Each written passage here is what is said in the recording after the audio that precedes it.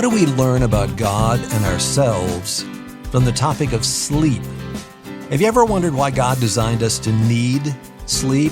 We spend about a third of our lives asleep. Why did He design us that way? Today with Radio Backyard Fence, I'm going to release the McCracken on you. Brett McCracken is back because he's been thinking deeply about the wisdom of sleep. And I put a question up on Facebook today. We could do the whole program just on this. Think about it. Describe the best nap you've ever had. When and where did you take it? You can call us and answer that question today or go to Facebook. Our information's at chrisfabrylive.org. You have to hear some of the responses as we discover how rest reveals God's truth and revives weary souls. Do you need some of that today? Let's get started with the program From the Heart to the Heart, for the Heart, online, chrisfabrylive.org.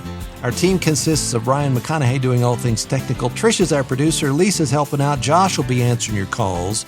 And this is the last week in our offer of what is probably the most personal thank you we've ever given on our program, and that is the new book. Just came out a few weeks ago. This is Moody Radio, 100 Years of Proclaiming the Gospel. Through pictures and words, it tells the story of a faithful God who used flawed people, and still does, to teach the word and reach the world with the good news. I would love to send you a copy of this book. Rosie was here on Friday. Ryan gave her a copy, and she wrote me this morning and gushed about this book, partly because she knew and worked with many of the people in radio through the years, beginning in the late 60s.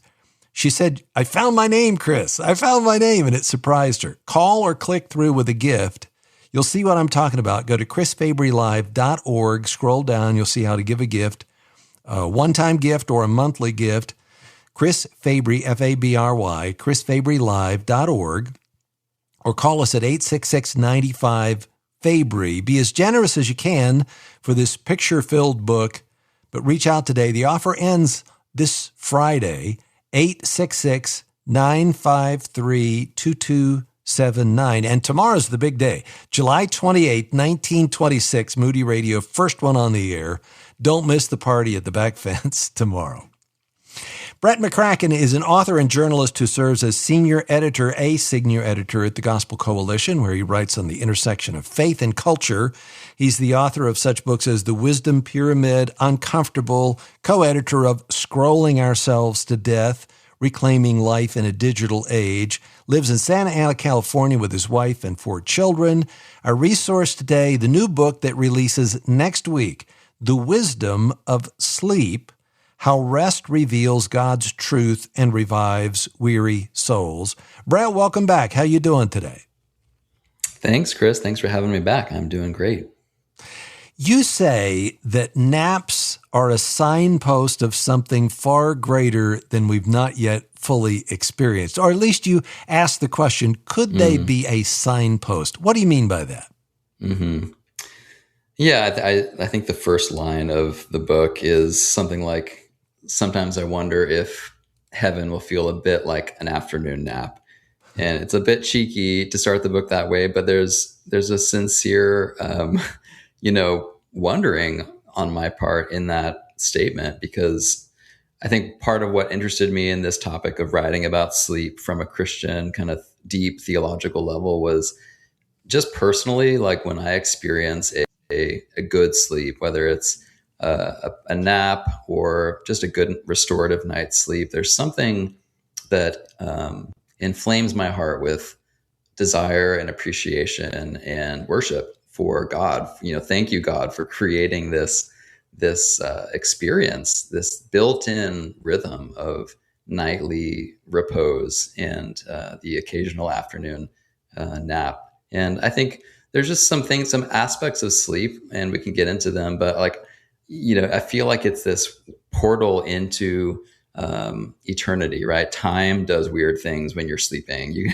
You can go to sleep and wake up 8 hours later, but it felt like 30 seconds, or it felt like 10 years that you were sleeping. And so I feel like in the experience of sleeping, there's this temporary escape from a time-bound kind of hustle-oriented experience of life in the now, and we get a little bit of a foretaste of the not yet, the eternal rest that we will have in God's presence. Yes. I want to read you one of these. Ron said this on Facebook. What's the best nap you ever had? Where were you? A family Christmas gathering. My wife's family used to gather the Sunday before. We'd go, we'd have a meal, maybe a secret Santa gift exchange. Then we'd all just settle in and visit.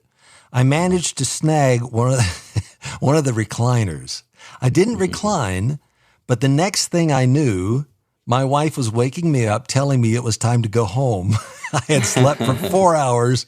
Nobody bothered me. Now, there's something in there about that rest that you're talking about, isn't there? Yeah, for sure. Yeah, and as a parent of 4 little kids now, I relate to the gift of a nap when like the whole house is quiet. Sometimes like the stars align in our household, and like all 4 of our kids are napping at the same time. It rarely happens, but when it does, I seize that moment myself to like lay down on the couch and try to get my own nap in. And it feels like such a gift. None of my kids are bothering me. They don't need anything. Everyone in the house is resting. And it's just this beautiful peace that sets in an otherwise hectic life. Yes. Juliana said years ago, after I was married, I was at my parents' home and wasn't feeling very well. My mom told me to go lay down for a bit. I did. It was late morning or early afternoon. The sun was coming through the window. See, I love how people are remembering, what it was like outside. She said, it felt so good. The bed's so comfortable. And Mom's gentle hand on my forehead and soothing voice. I don't know how long I slept, but it was so nice. And it's the one I remember from time to time. So there's something about that. It's like a nap like that. There is a personal connection that she had with her mother's comfort, right? Yes. I love that. I think it's so interesting that we have such specific, detailed memories of those moments. It just speaks to the unexpected significance, almost spiritual significance that an experience of sleep can have for us. I talk about a few of my own nap memories in the first pages of my book. And like one detail that I remember from one of them is this cabin in Lake Geneva, Wisconsin, at a family camp that we would go to every July growing up. And that week of my childhood was always kind of a spiritually rich week. It was like there was, worship multiple times a day, and we were with fellow believers, and it was a beautiful place. But I remember like sometimes on hot, humid kind of Midwestern Wisconsin afternoons in July, I would go into my parents' cabin and no one would be there but me. I would turn on one of those fans that's like a floor fan, and even the sound that it made, was soothing. And when it would hit your face, you wouldn't feel quite as sticky and hot. And I remember having naps in that environment and just feeling how beautiful that was. I remember just you saying that. I remember this big fan that we used to have, big metal fan that was on the floor. But I mean, the thing, this is not one you'd want to put your fingers in as a child or an adult either. And then, you could yell into it and you'd hear your voice reverberating in the blades. But lying in front of that fan on the floor and going to sleep with that wind, and because we didn't have air conditioning at the time, and just that feeling of sleep. Well, Cheryl talks about this too. She says, I never napped, but after spending 2 weeks in Alaska, I fell asleep on the Alaska Railroad going from Seward, Alaska to Anchorage. My daughter could not believe I slept for 2 hours. My daughter has never seen me fall asleep or take a nap in 40 years, and she did it there in Alaska. So there's something about this. But we're not just talking about naps today at the Backyard Fence. There's something more that we're discussing with Brett McCracken. Next week, his book, The Wisdom of Sleep, releases how rest reveals God's truth and revives weary souls. You can find it at the website, chrisfabrylive.org, chrisfabrylive.org. Why does our culture, though, have an aversion to rest and to sleep? We'll talk about that straight ahead on Moody Radio.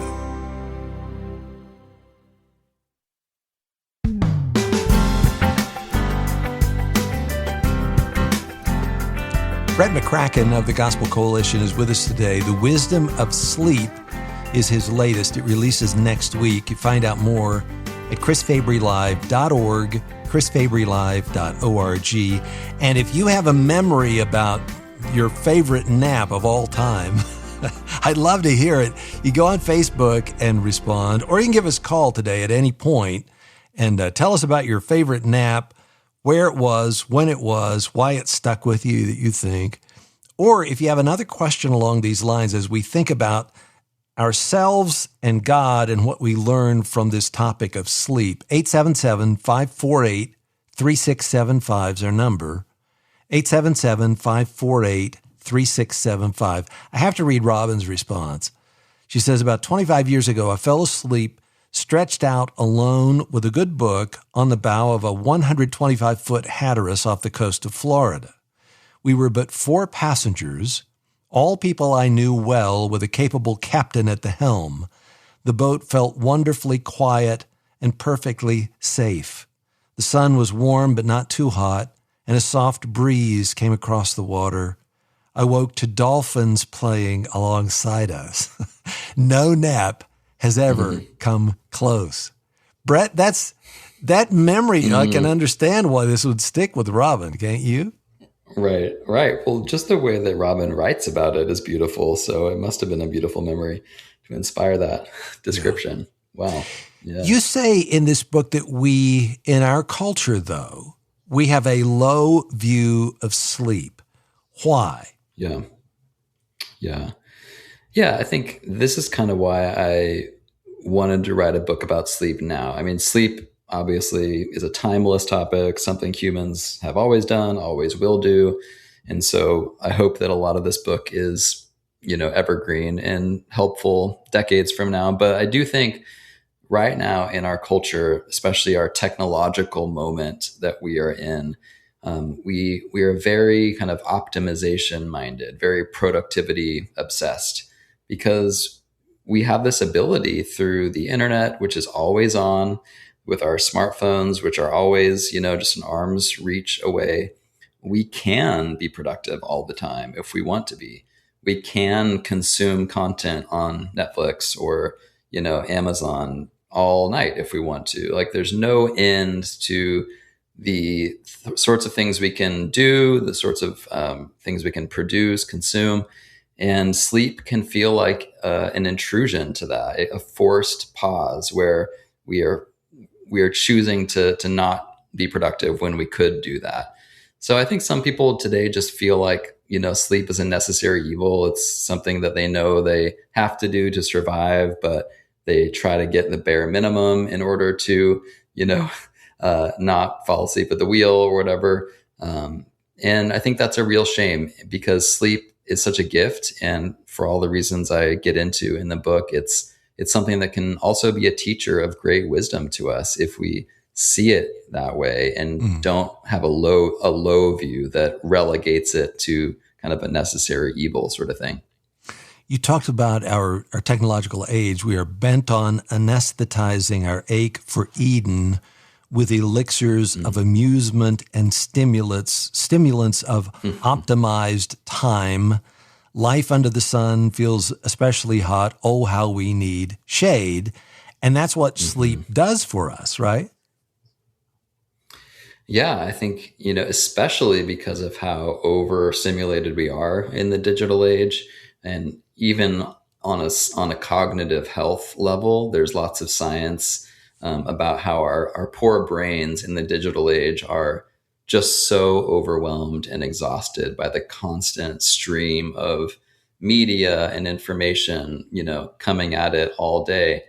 We need that rest more than ever. We need the pause of sleep for not only our brains to rest and kind of recover and gather themselves, but also for our souls. I don't think it's good for our souls to be overstimulated with a lot of times really anxiety inducing headlines and news and media and content.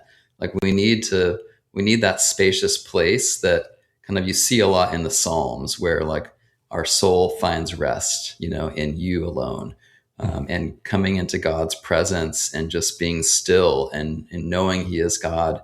We just need more of that in our lives in the digital age. And I think you can do that on Sabbath. You can do that in moments during your day where you choose to just be still and not be scrolling. Or you can also choose to do it by prioritizing sleep at night and having at least 7, or 8 hours of resting in the goodness and the grace and the sovereignty of God. Yes. And so much of what the algorithm does, what we see on the internet, is to pull us in with things that stir us up, that show Yes. conflict, that show the negative, that show the thing that happens that makes you feel, oh, that's terrible. And how could they do that? And, the one politician on one side will say something and the other will say something else. And so it gets you into this vortex of angst that we are so much in. So it takes a conscious choice to remove yourself from the stirring up that is being done in the world, especially on the internet. Yes. Yeah, it's a conscious choice, and the algorithm is powerful because it figures you out, and it's a very seductive kind of siren song of temptation. And I think we have to just put things in place that'll make it possible for us to resist that temptation. So, one very practical thing I have tried to do that I recommend is, don't have your phone at your bedside. Like when you are getting ready to go to bed, put your phone, charge it in another room, and then go into your bedroom without a device and let yourself kind of drift into sleep without that temptation to be scrolling on your phone as the last thing you do in waking life that day. Because whenever you're scrolling right before bed, it's bad for you. There's science that is showing that your sleep has a worse quality if you are looking at devices right before you go to sleep. It's not just the LED light that's a problem. It's just the content of like you're saying, the things that inflame your anger or make you anxious that you're seeing come across your feed. Yes. I remember asking J.I. Packer what he reads before he goes to bed, because I said, as I recall, I said, I picture you with Calvin's Institutes floating above your, suspended above your bed so that all you have to do is turn the page, and read. And he kind of chuckled. He said, no, I like, in his British accent, I like mysteries. I'll read an Agatha Christie. I'll read something. He said, I've got to do something lighter that gets me out of that, the thinking the big thoughts about the big things, so that I can then slip off to sleep.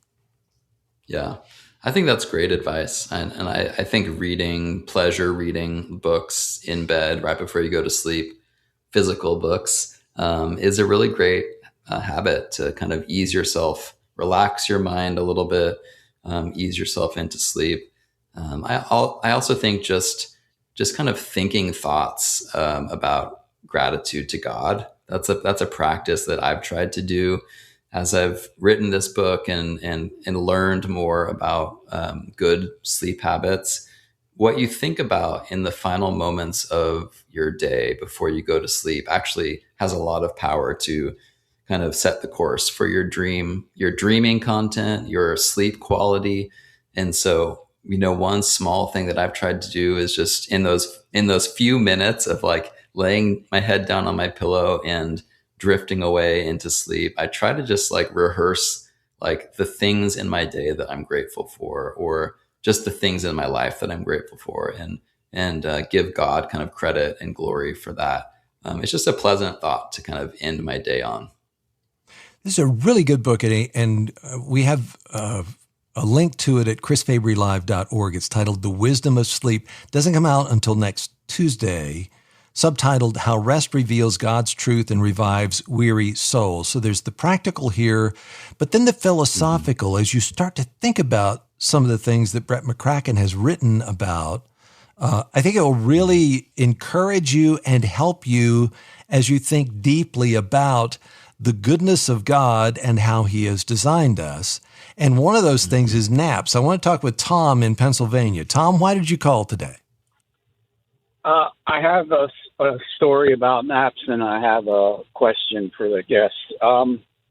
2 summers in my high school years, I worked at a Christian summer church camp, and I'd get home early on Saturday afternoons and just crash. And all I remember is hitting the bed, and it's the best naps I ever had, probably about 6 or 7 each summer. And, just a few years before that, I hated naps, so that's the story. And the question is, I'm thinking of Jesus' resurrection body, and I don't think there's any passages about sleep that I can think of after his resurrection. I wondered if the guest thinks there will be sleep in heaven.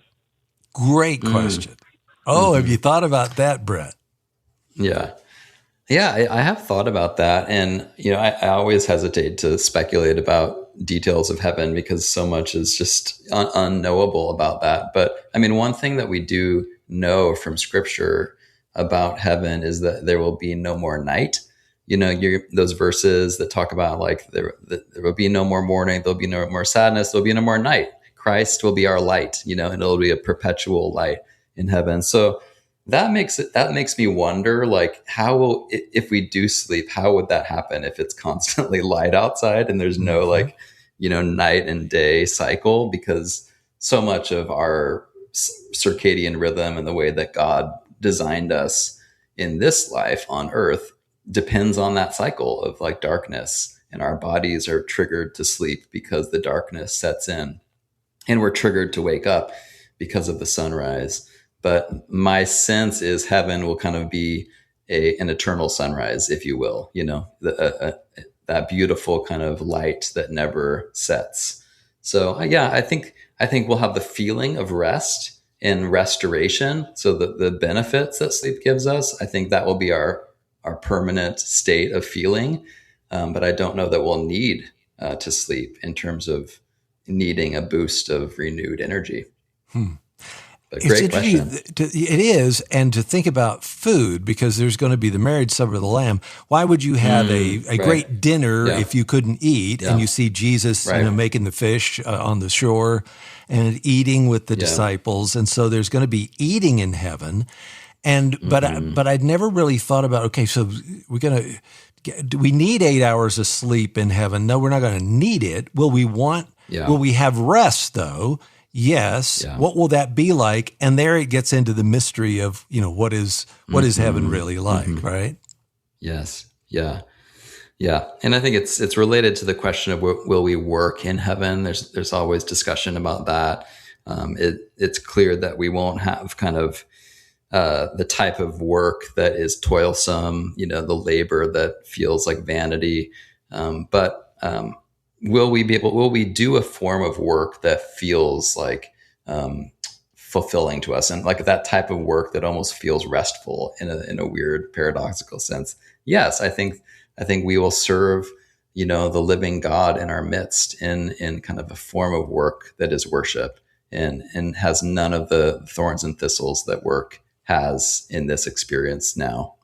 Before we go to our break, I want you to respond to the people who are saying, you don't know how much I need sleep and I want to sleep and I am having problems getting sleep. And hearing you talk about, the beauty of sleep is making me feel like this is a punch in the gut for me. So what do you say to those people? Totally. Yeah, I mean, I just hear you. Like, I think that sleep struggles are really, really hard, and they're so common. It's one of the greatest gifts that God gives, I think, sleep. But every good gift is marred, in our fallen world. And even things that were perfect in their original design, like sleep, now they are kind of in bondage to decay. They're groaning for restoration, as Romans 8 tells us. So yeah, I think what I would say is the groaning of sleep that you experience if you struggle with sleep is hard. And just acknowledging that is important. But I think it can also remind you of the perfect rest to come, right? The hope that we have by Christ's death and resurrection, that the perfect rest that feels so elusive now, we will have that one time. We will experience that. And so the present imperfection of sleep that so many of us experience, I think, can really inflame our hearts to long for that perfect rest that will be ours one day. Yes. That's your thesis. Our rest points to God's glory. So what about the gospel and rest? We're going to talk about that and take your calls, 877-548-3675. Brett McCracken has written The Wisdom of Sleep. It's our featured resource at chrisfabrylive.org, chrisfabrylive.org.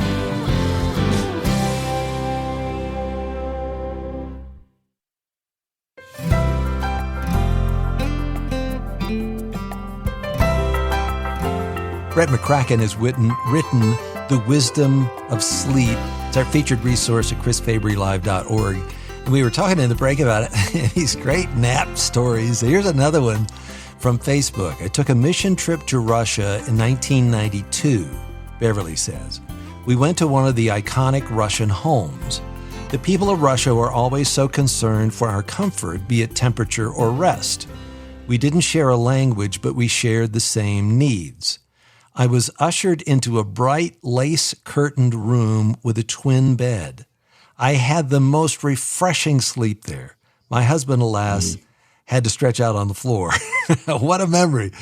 But there it is again, remembering that, this almost this soul desire for rest. And that's where I want to go as we begin this segment, Brett, and that is the scene on the storm-tossed waves on the Sea of Galilee and Jesus asleep in the boat. And part of me has always looked at this and wondered, was Jesus really tired, or some people would say he's kind of pretending to sleep and letting the disciples freak out so he can get up and teach them a lesson. It's like, no, I don't think so. I think he was really tired there. What do you think? Yeah, I mean, whatever the situation, whether he was just really tired or just needed a nap for different reasons, like he slept. And it's the one time in Scripture that we're told specifically that Jesus slept. We can assume that he slept every night because he was fully human, and that's what humans, need to do. But this is the one scene in Scripture that makes a point of saying Jesus was asleep. His head was on a cushion, on the stern of the boat as it was being rollicked around, almost tipping over.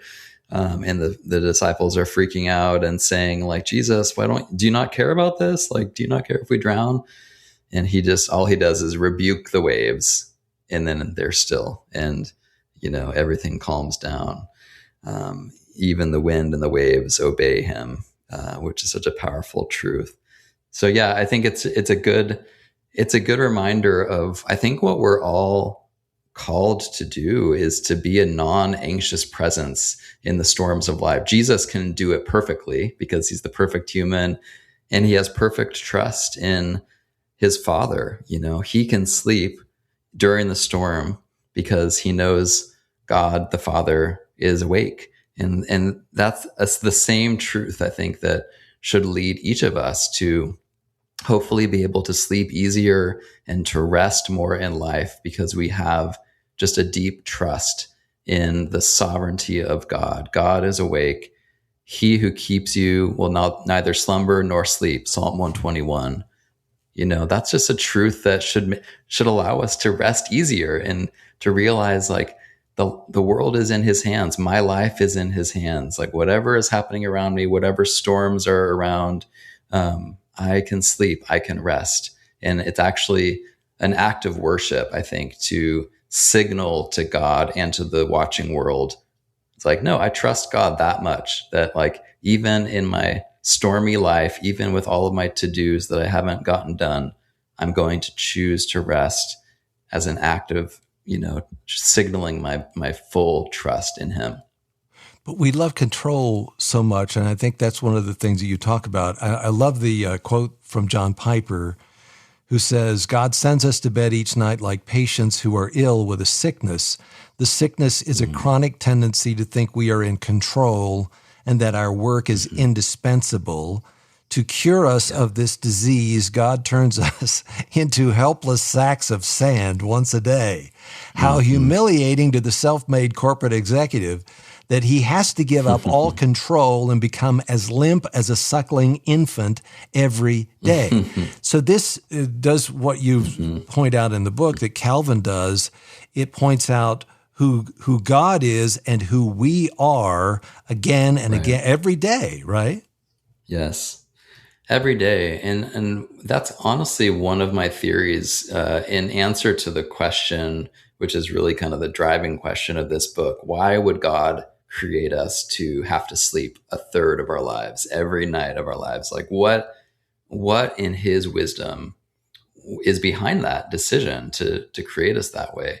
And one of my theories is I think that he knew that we as prideful creatures who are always prone to kind of overestimate our own importance and the importance of our contributions and our productivity. It's just in our fallen nature to want to believe that we are important, right? It's Adam and Eve, the original sin. They weren't satisfied to just have limits around knowledge. They wanted to have infinite knowledge like God. And I think sleep is just this built-in reminder that no, like you may think you're great. You may think that the world needs you to always be on and always be productive and always be in control, but you don't. Because I'm in control. I am the creator. You are just a lowly creature, and it is for you to work when you're awake and sleep when you're asleep, and be okay with that balance, that complementary relationship that I created of work and rest. So sleep gives us, it reminds us every day of our dependence on him, and we can either surrender or not. We can try to control or not, which takes us to, medication and things like that. And you're not talking here about that specifically. Right. But it's, if you're like me and you're just this, I got to control everything and everything depends on me. You look at sleep and you realize, no, time out. You're not in control. Stop doing that. Right.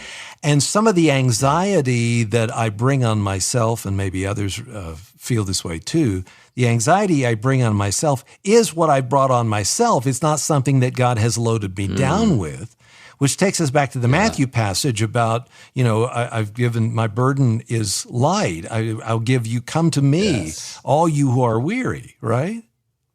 Yes.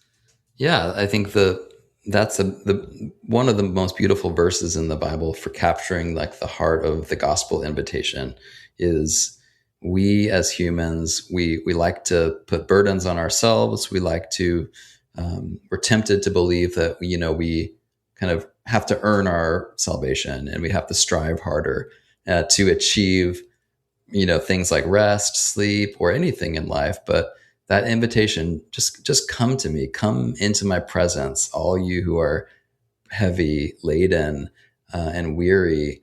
That's the same invitation that I think sleep every night gives us. It's like, it's this beautiful gift that all we have to do is receive. We don't achieve it, just like the gospel itself. It's the greatest gift there ever was, the gift of, eternity with God because of the blood of Jesus. But it's nothing that we earn. It's nothing we have to strive after. It's only a gift to be received. And that's where I think sleep is a parallel of sorts, because, you can't engineer the perfect night's sleep. You can't control that. You can't, you can do some things to set yourself up for success, but ultimately it's a beautiful gift to receive. And it gives us amazing benefits. It restores our body, it restores our mind, but it's through no effort of our own. It's only through the grace of God.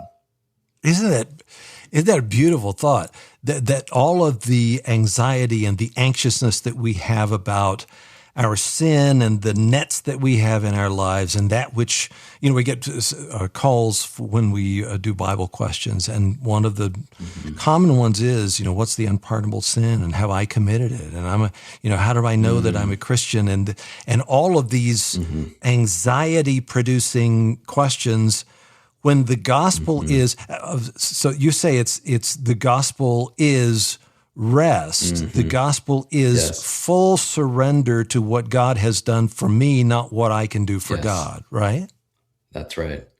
That's right. I think that's why I think the theme of rest generally and sleep as an expression of that's why it's there's so much potential there theologically to kind of see a picture, a little metaphor of the gospel, because it's so much the heart of what the gospel is. It's a gift. It's a gift you receive. You don't achieve it.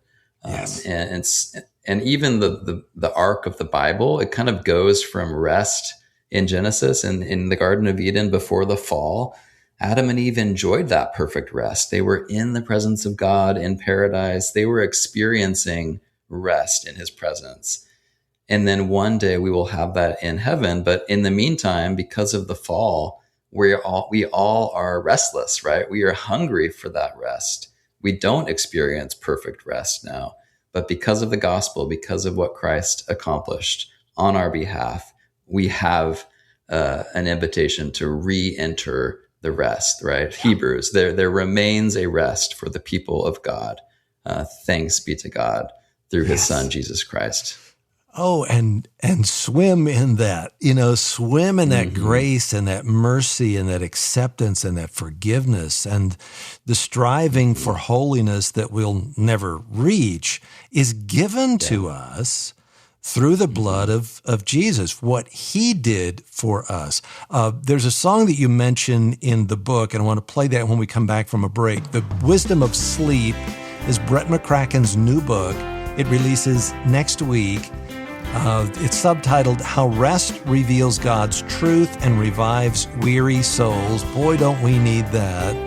Go to chrisfabrylive.org. You'll find out more about that. chrisfabrylive.org. Listen to the song coming up straight ahead. Before we get back to the program, a quick note for you. This segment includes a song that we can't play for copyright restrictions. Sorry about that, and thank you for understanding.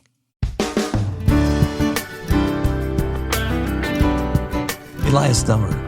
And Brett McCracken mentions that song in his book, The Wisdom of Sleep, and I wanted you to hear a little bit of that. It comes right on the heels of us talking about what the gospel really is.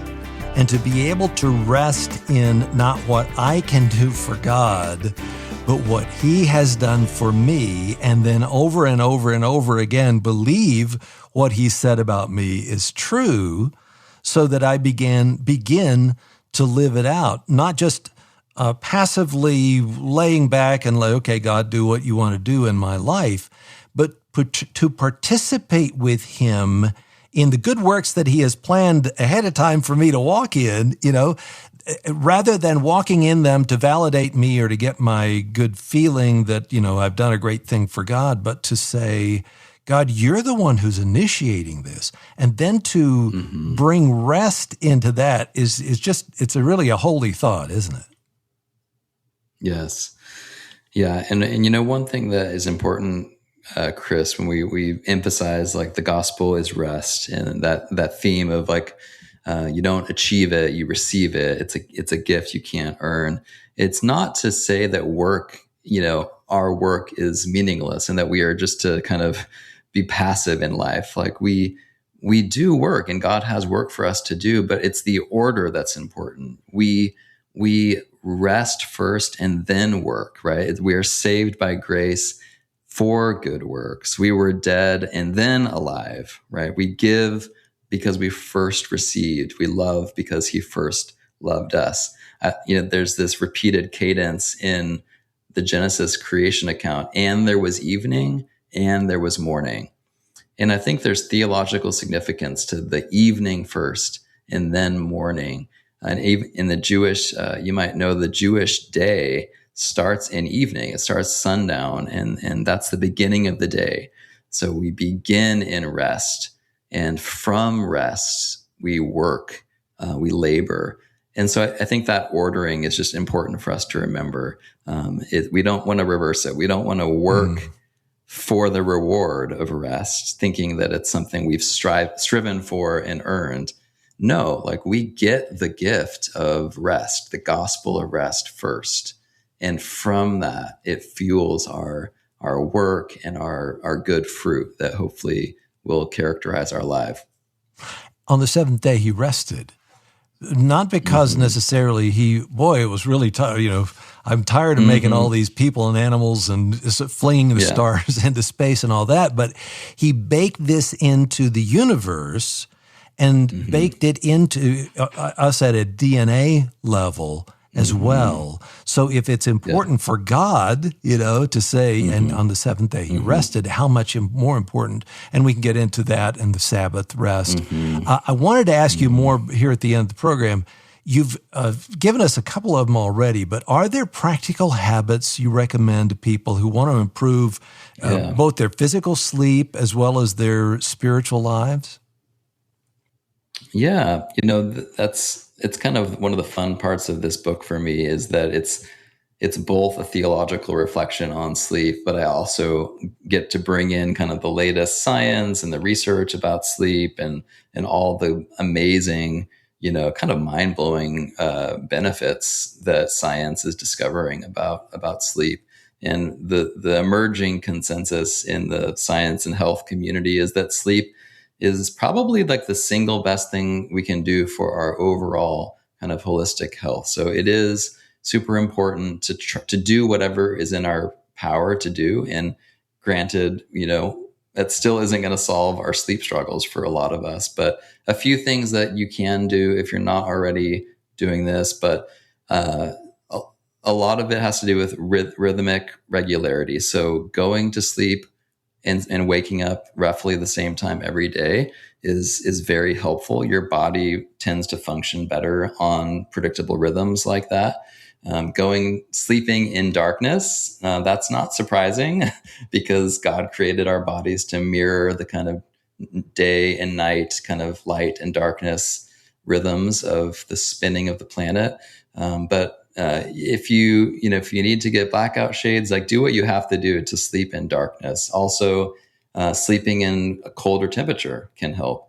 Our bodies are created to sleep at nighttime when the temperature tends to drop just naturally.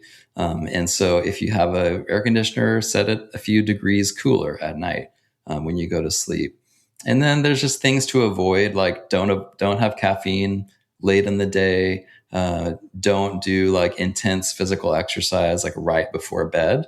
That can disrupt your sleep. It's good to exercise at some point in the day.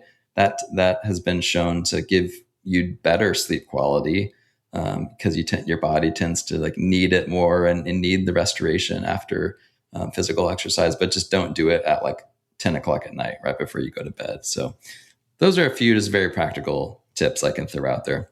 And there are more in the book, The Wisdom of Sleep by Brett McCracken. I want to give you one more nap story from Stephanie. She said, my best nap happens after our grandchildren leave. Full stomachs, lots of laughter and love, pool time and board games. I sleep for an hour with a smile on my face and joy and love in my heart. So being full, but you get tired as a grandparent, probably as a parent, and probably as a child too. You get tired with all that fun and that relational activity. And isn't it good to just rest after that and go to sleep with a smile? I wanted to read that to you. I think this is really going to be one of those books that hits the nerve, Brett, of all of us, because this is what we do a third of every day of our lives, and more often sometimes, is sleep. So to think about that and to allow this topic of sleep to show us ourselves and then to show us the hand of Almighty God, a loving and caring God, it's a really good work. Thank you for putting your time and effort in it, and go and take a nap now, okay? I would like to. Thank you, Chris. Thanks so much. Brett McCracken, we've released him here today on You, and The Wisdom of Sleep is a book that comes out next week. How Rest Reveals God's Truth and Revives Weary Souls.